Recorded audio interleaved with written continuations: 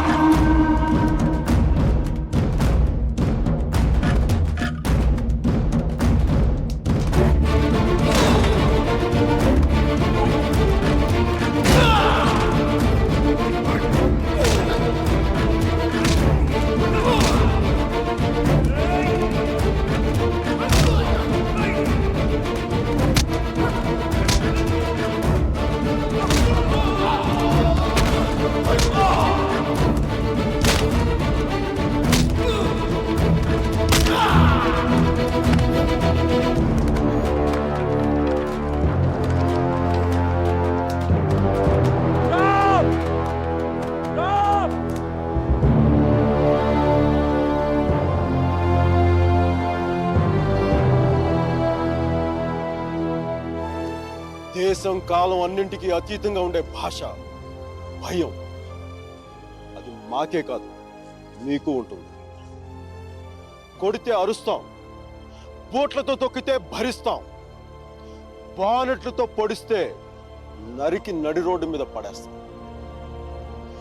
నీకు నీ పై వాళ్ళకి వాళ్ళ పై వాళ్ళకు కూడా చెప్తున్నాం, గీత దాటొద్దు, చెరిపేస్తాం. హక్కుల్ని కాల రాయొద్దు, తొక్కేస్తాం.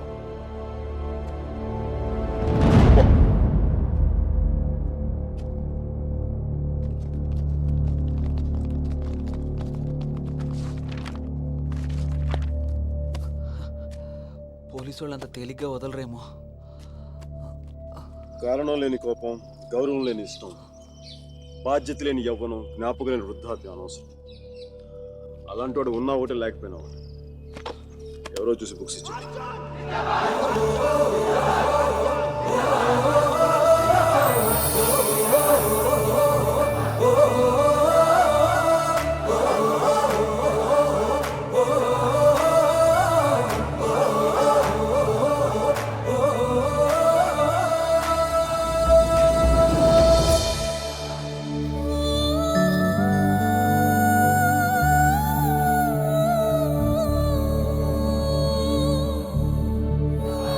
పేరేంటి? సేనాపతి. నీ పేరు కాదు, అమ్మాయి పేరు.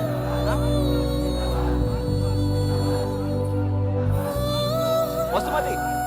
వసుమతి.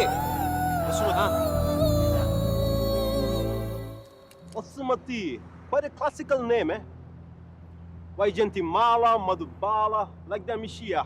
Classical dancer, man.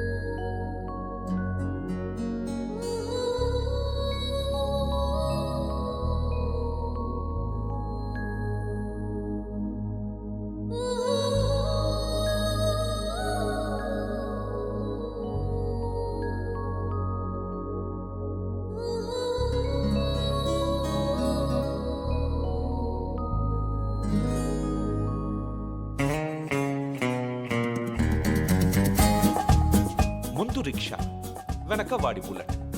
ఈ తంతు వారం 10 రోజులు సాగింది. ఆమెను క్లాస్కి తీసుకెళ్లడం. అపర్ణ ఘాట్ని ఆనుకొని ఉన్న మార్కెట్లో ఉంటుంది మోతీలాల్ వోరా స్వీట్స్ దుకాణం. అక్కడి నుంచి ఘాట్ మొత్తం కనిపిస్తుంటుంది. ఆ మెట్ల మీద కూర్చొని వచ్చిపోయే ఆడవాళ్ళని చూడడం ఖర్చు లేని వినోదం. గంటకో టీ చెప్తే చాలు, ముప్పావులా ఉంటే సరిపోతుంది. Sir tea. ఒకటి. నలుగురికి ఒకటే టీ.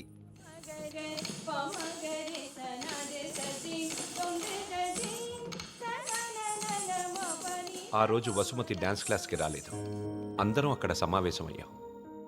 హిట్లర్ ఆఫీసులో పోలాండ్ మీద యుద్ధం ప్రకటించే ముందు కూడా అంత సైలెన్స్ ఉంటుందనుకోను.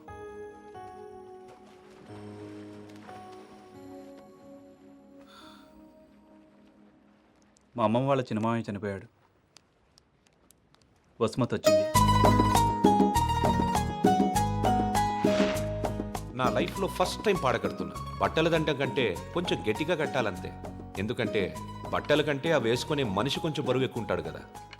ఓరి దేవుడా, నేనేం చెయ్యనురా దేవుడా, దేవుడా నేనేం చెయ్యనురా దేవుడా, దేవుడా నీకు అప్పుడే 100 ఏళ్ళు నిండిపోయాయారా దేవుడా, నేనేం చెయ్యనురా దేవుడా, ఎంత పని చేశావురా దేవుడా,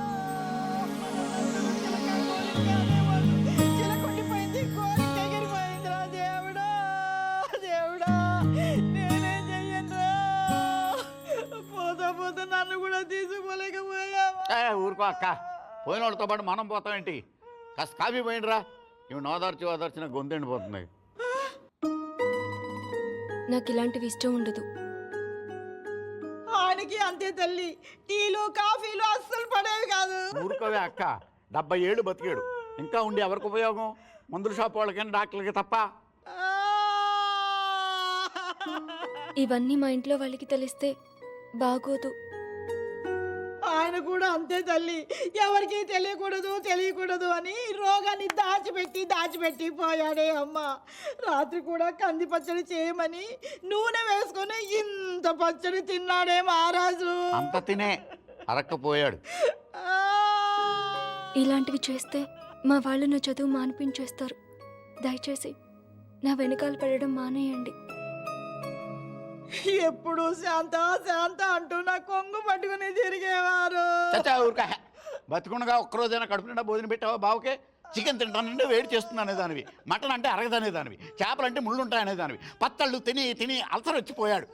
కనీసం 10వ రోజునైనా 10 మందికి గట్టిగా భోజనాలట్టు బావ ఆత్మ శాంతిస్తుంది. అలాగే ఎదవక్క చర్య ఎక్కువైపోయింది. ఈ ఆడవాళ్ళతో కూర్చుంటే ఏ పని తగినవరు.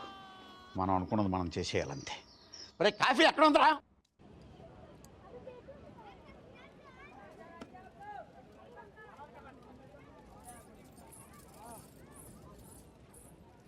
రే వసు, भाई 2.5 किलो खीर मुंदेना। తన లోపలేవో స్వీట్లు తీసుకుంటుందిరా. విజయ మేడం कितना हुआ? 10 రూపాయలు. రే ప్యాకింగ్ కూడా అయిపోయిందిరా. డబ్బులు ఇస్తోంది, रा ఇంకెళ్ళిపోతుంది.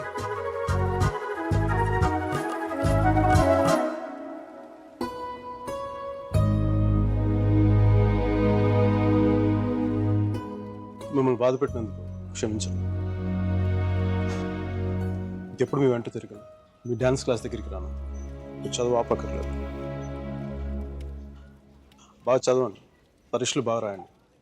పాస్ అయ్యకి వచ్చి నేను పెళ్లి చేసుకుంటాను.